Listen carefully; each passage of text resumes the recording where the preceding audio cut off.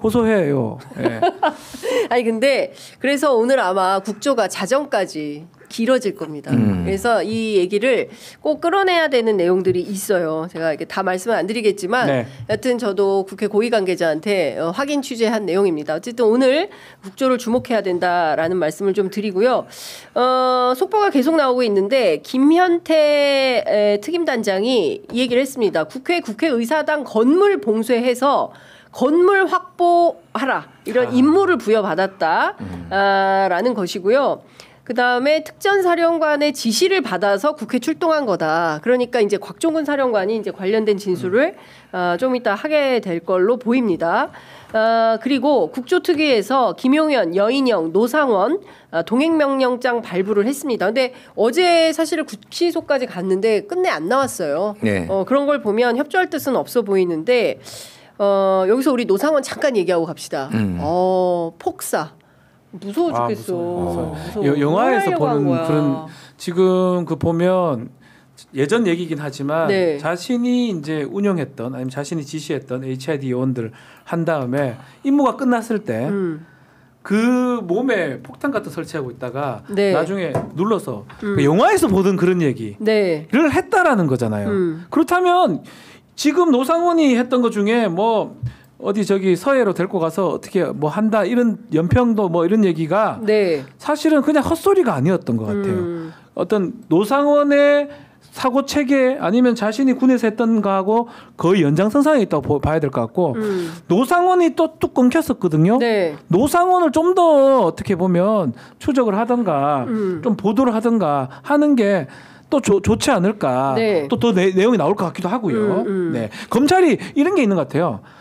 검찰이 참 놀라운 게 네. 헌법재판을 다 보고 있다가 이진우가 입을 닫잖아요. 그럼 증거를 슬쩍 흘려버리고 약간 여인정이 입 닫으면 흘려버리고 아니 약간은 검찰이 항상 이런 뭐 매번 그런 건 아니지만 이번 국면에서는 존재감을 그렇게 좀 드러내는 모습으로 저는 인식이 되고 있습니다. 그러니까요. 자, 어쨌든 지금 뭐 저희들이 들어오는 속보들 실시간으로 잘 설명을 좀 해드리도록 하겠습니다. 그리고 오늘 아침 동아일보 단독 보도 이 기사를 보자마자 김준일 평론가 오면 이거 꼭 좀 부탁해요. 뭘 부탁해? 빙의 김준일, 윤석열 빙의를 좀 부탁해야 되겠다라는 생각을 했는데요. 다 거짓말이었던 것 같아요. 그리고 이진우 사령관이 답을 안 하긴 했는데 그 헌법재판소에서는 근데 실제로 이건 다 맞는 얘기예요. 총 4번 통화를 했다는 거고 그 내용을 좀 설명을 좀 드리면 요 동아일보 보도에 따르면 이것은 하도 목소리가 크니까 전화 통화하는 것을 카니발 차량에 동승했던 이진우 사령관 수행원 장교예요. 이 사람이 이제 검찰에 관련된 사실을 쭉 전달을 한 건데 첫 번째 전화하고 두 번째 전화에서는 윤석열이 이런 얘기를 했어요. 아직도 국회 본관 못 들어갔어? 그러니까 이진우 사령관이 국회 본관 앞까지 갔는데 사람이 너무 많아서 진입을 못 하고 있습니다. 그러니까 4명씩 한 명씩 4명이서 한 명씩 들쳐업고 나오라고 해. 뭐 이런 얘기를 해가지고 이 참고인 A 씨는 이런 생각을 했다는 거예요. 4명이서 한 명씩 가마를 태우고 나와야 되나 보다.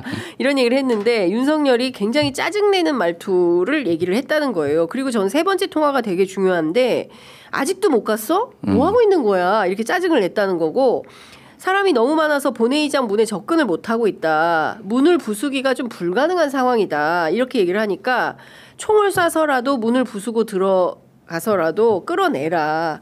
근데 이제 이전 사령관이 총 얘기에 깜짝 놀란 것 같아요. 충격을 받아가지고 바로 대답을 안 하니까 요거 뭐 하는 거야? 이런 얘기를 하면서 다그쳤다는 거예요.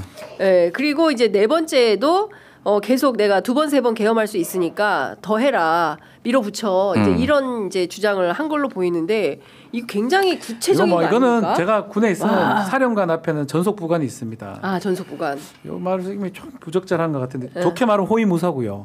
나쁜 말은 몸종. 그냥 무조건 붙어 있습니다. 뭐 다 있어요. 중대위급 사령관이 막 대일 수도 있고 중일 수도 있는 것 같은데 모든 걸 얘가 다 알고 있어요. 아마 옆에서 다 들었던 내용을 지금 얘가 진술을 한 거거든요. 그렇습니다. 그리고 진술 내용에서 뭐 우리 김준일 평론가 좀 하시겠지만 너무 구체적이고 상상이 가요 이렇게. 에? 야! 그럼 이 수화기 너머로 들리는 거예요. 이게 너무 크게 듣고 있어, 뭐 이런 느낌.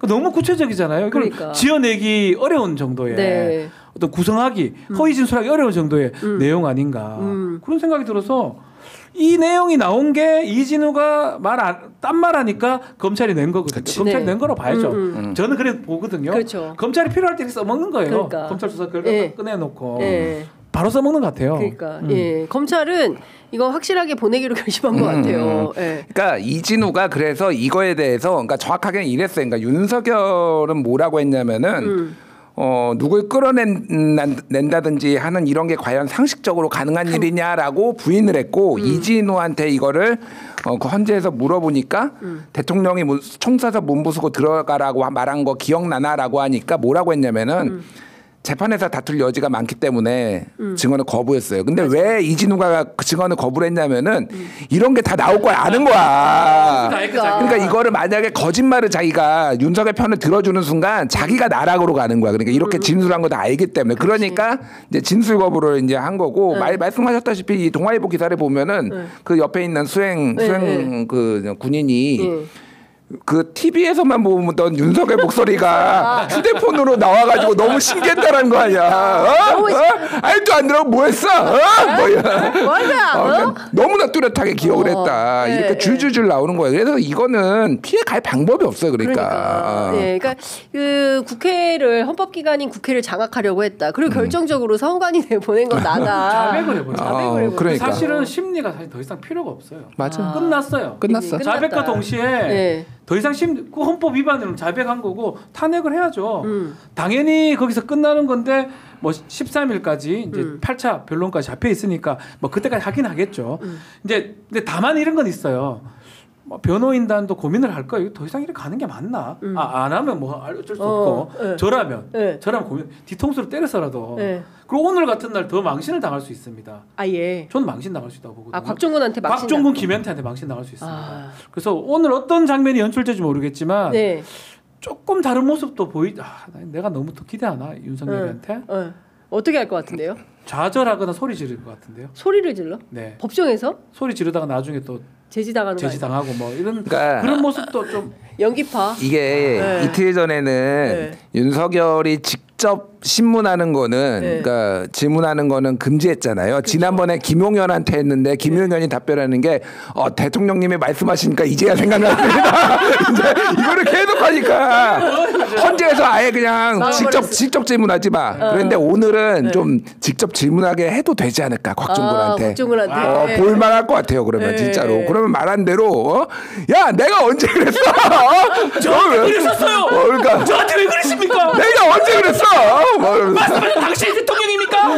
인간입니까? 하셨잖아요. 전화했잖아요. 비아폰으로. 야 귓구녕 잘못된 거 아니야? 내가 언제 의원이라고 그랬어? 요원 끌어내라고 했잖아. 너 정신 나가셨습니까 대통령님?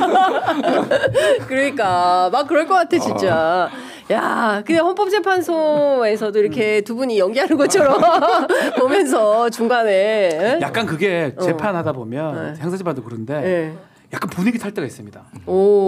분위기 타면 그래 돼요. 근데 이제 뭐 통상은 사람도 많고 저 헌법재판소는 가보면 대법정이 매우 큽니다. 그쵸. 그리고 좀 다른 느낌이 뭐냐면 저런 모습이 원래 3명 정도 재판 4명 이렇게 앉아 있잖아요. 일반 형사부는 그러면 이렇게 위압감 만드는데 무슨 이렇게 하나님처럼 이렇게 9명 이렇게 앉아 있어요. 재판관들이 쭉 앉아 이렇게 보고 있거든요.